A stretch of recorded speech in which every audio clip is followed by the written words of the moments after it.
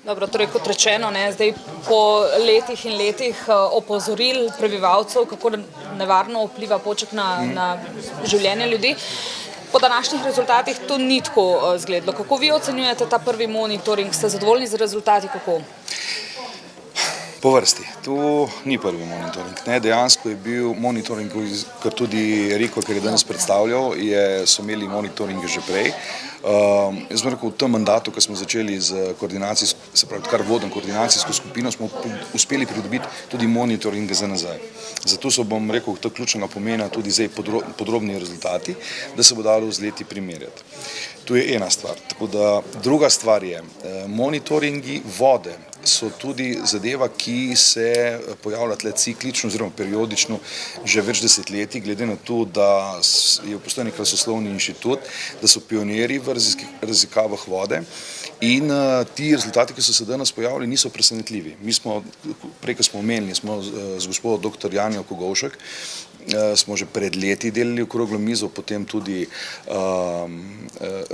rezultate smo spremljali, ki jih je inštitut objavljal in zdaj te rezultate in v osnovi se bistveno ne spreminjajo. Tako da tlele, bom rekel, ta kontinuum se opaža. Jasno je, da zaradi geologije in zaradi samega teritorija je potem problem, ker pri večjih sperenjih vode je takrat lahko večja onesnaženost, kar smo videli recimo pred par leti, ko smo imeli tudi s fekalijami onesnaženje in tako naprej. Težke kovine so nekaj drugega. Ampak se pravi, to je inštitut razlagal že pred leti, pred tem monitoringom. Jaz sem danes sicer pa eno drugo vprašanje postavil, ker se mi zdi pa, da za prihodnost sploh na Krasu, bom rekel na matičnem Krasu, tudi od Postojne pa do Jadranskega morja, se pojavlja eno drugo vprašanje in to je onesnaževanje, ki ga povzročajo ceste, avtoceste in železnica.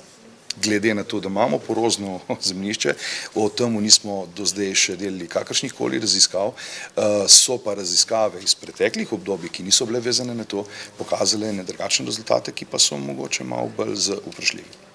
To ni direkt vezano na poček, to je že drugo vprašanje, ne?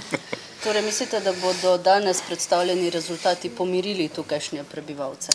Zdaj nam manjkajo, kar se samih tav tiče, jaz sem tudi prej omenil, da ena od raziskav se bo pričela v letošnjem oziroma naslednjem letu, glede vprašanja, ki se že dolgo cajta izpostavlja, in to je meritev vsebnosti urana v zemljišču, v sami zemljini, ker to je bilo pač vprašanje, ker že nekaj cajta se pač insinuira. Mi smo na vojsko smo že prej omenili in letos smo se uspeli dogovoriti, da bo Ministrstvo za obrambo potem tudi šlo v to raziskavo, da se pokaže, kaj je, kaj ni.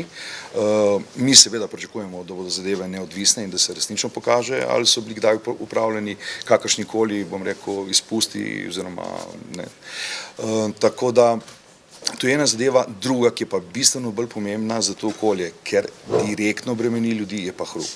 In zdaj same številke vprašanje, kaj bodo dejansko povedali ljudem, ljudje bodo pa ostali, bom rekel, in toliko iritirani. Nam je pa, bom rekel, kot občini, tako kot rečeno, se pravi, tisti ultimativen cilj je, da se samo vadišče zapre, ker smo to sklenili tudi leta 2000 na referendumu, vendar v tem obdobju pa želimo, da se vsako leto nekako zmanjšuje obseg vaj. Prva zadeva je pa tu, da se zmanjša in tu v čim krajšem času hrup. Torej, kljub pozitivnim nekako, vsaj zaznati je bilo tako, rezultatom, vseeno vztrajate pri svojem stališču, da poček nima več, oziroma vojaki na počku nič kaj početi. Prva zadeva je vsekakor, jaz bom rekel tako, država in interes države je jasno, da ohranja svoje vojsko. Tlele, mislim, preko tega postulata ne moremo. Za nas je bolj pomembno to, da če imamo, da čim boljše kohabitiramo z vojsko. Zato, kot rečeno, prva zadeva, ki bi jo želeli recimo v nekem krajšem doglednem času, je, da se zmanjša hrup.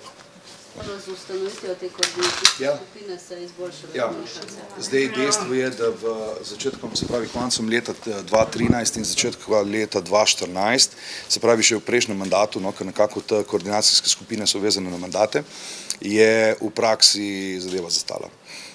Tle je šlo tudi prvič, sploh se niso pogovarjali, tisto, kar je bilo tudi precej hrupno, ampak in tudi izpad izplačil nadomestila je bil, se pravi pogodbenega nadomestila.